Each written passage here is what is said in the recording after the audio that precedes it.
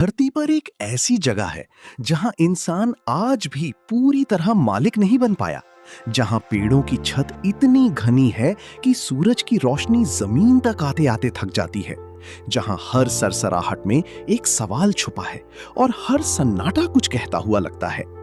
ये जगह है अमेज़न रेन फॉरेस्ट।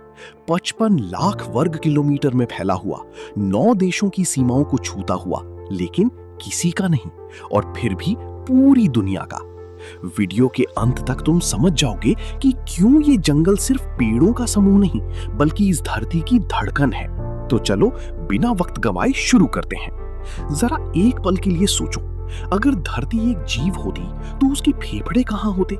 वैज्ञानिकों ने इस सवाल का जवाब सालों पहले ढूंढ लिया था, और वो जवाब है अमेज़न। हर साल ये जंगल इतनी ऑक्सीजन बनाता है कि दुनिया की कुल ऑक्सीजन का बड़ा हिस्सा इससे आता है। मतलब तुम अभी जो सांस ले रहे हो, उसमें कहीं ना कहीं इस जंगल का भी योगदान है। लेकिन कहानी सिर्फ सांसों तक सीमित नहीं है।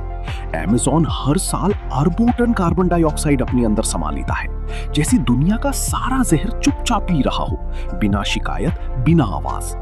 इतना विशाल है ये जंगल कि अगर ये एक देश होता तो दुनिया के सबसे बड़े देशों में गिना जाता। Brazil, Peru, Colombia, Venezuela, Ecuador, Bolivia, Guyana, Suriname और फ्रेंच गुयाना, इन सब में फैला हुआ ये जंगल किसी नक्शे से नहीं चलता, ये अपने नियम खुद बनाता है। और इस पूरे साम्राज्य की जान है अमेज़न रिवर। करीब 6400 किलोमीटर लंबी ये नदी सिर्फ एक जलधारा नहीं, ये इस जंगल की नसों में दौड़ता खून है। हर सेकंड इतना पानी समंदर में गिरता है कि उसका असर सैकड़ों किलोमीटर तक महसूस होता है। ये नदी जहां खत्म होती है, वहां समंदर भी कुछ पल के लिए मीठा हो जाता है। लेकिन असली कहानी पानी के ऊपर नहीं, नीचे छुपी है। इस नदी के अंदर एक अलग ही दुनिया बसती है।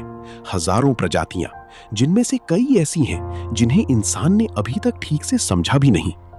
इन्हीं में से एक है गुलाबी रंग की रहस्यमयी डॉल्फिन, अमेज़न रिवर डॉल्फिन, जो समुद्र में नहीं, इस मीठे पानी में रहती है। इसका रंग जितना अनोखा है, इसका व्यवहार उससे भी ज्यादा अजीब।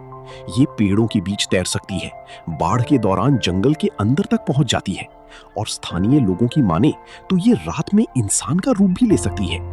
तुम इसे कहानी समझ सकते हो, लेकिन जो लोग हजारों साल से इस जंगल में जी रहे हैं, उनके लिए ये सच और कल्पना के बीच की एक धुंधली रेखा है। और फिर आता है इस जंगल का खामोश शिकारी, ग्रीन एनाकोंडा।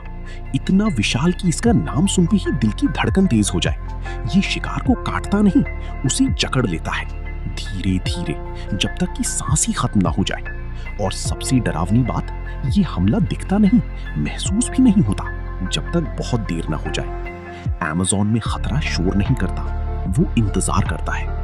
लेकिन ये जंगल सिर्फ डर की कहानी नहीं है, ये जीवन का सबसे बड़ा संग्रह है। लाखों प्रजातियां, जिनमें से हर साल सैकड़ों नई खोजी जाती हैं। ये ऐसा लगता है जैसे जंगल खुद को दुनिया से छुपा कर रखता है, हर बार थोड़ा थोड़ा खुलता है। और सिर्फ जानवर ही नहीं, इंसान भी यहाँ एक रहस्य है। अमेज़न के गहरे हिस्सों में आज भी ऐसी जनजातियां रहती हैं जिन्होंने कभी बाहरी दुनिया को नहीं देखा। ना इंटरनेट, ना शहर, ना आधुनिक तकनीक। उनका अपना जीवन है, अपने नियम, और एक ऐसा ज्ञान जो शायद किसी किताब में नहीं मिलेगा।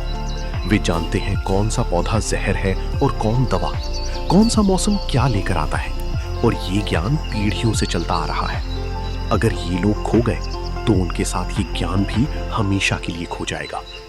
लेकिन कहानी यहीं खत्म नहीं होती, असली रहस्य अभी बाकी है। 1906 में एक ब्रिटिश खोजी पर्सी फॉसेट अमेज़न में आया, एक ऐसे शहर की तलाश में जो नक्शों में नहीं था, लेकिन कहानियों में जिंदा था। उसने इसे नाम दिया जेड, एक ऐसा शहर जो सोने से भरा हुआ था, उन्नत सभ्यता और हजारों लोगों का घर। 1925 में वो अपने बेटे के साथ उस शहर को खोजने निकला, और फिर कभी वापस नहीं आया। उसके बाद कई खोजी दल गए, लेकिन अमेज़न ने उन्हें भी निगल लिया। सालों बाद जब वैज्ञानिकों ने नई तकनीकों से इस जंगल को ऊपर से देखा, तो उन्हें जमीन के नीचे छुपी शहरों के निशान मिले, सड़कें, ढांचे, सभ्यता के सबूत। इसका ये सब सिर्फ कहानी नहीं थी, तो सवाल आज भी वही है, क्या सच में कोई जेड था, या फिर अमेज़न अब भी अपने सबसे बड़े रहस्य को छुपाकर बैठा है? अमेज़न सिर्फ एक जंगल नहीं, ये एक पहेली है, एक सांस, एक रहस्य जो हर जवाब के साथ और गहरा हो जाता है। और अगर तुम्हें लगता है कि ये कहानी यहीं खत्म हो जाती है, तो रुक जाओ, क्योंकि अगली कहानी उस रहस्य की है जो इससे भी बड़ा है। एक ऐसी मिट्टी जो हजारों साल बाद भी जिंदा है, और शायद एक खोई हुई सभ्यता का सबसे बड़ा सबूत। तब तक जुड़े रहो।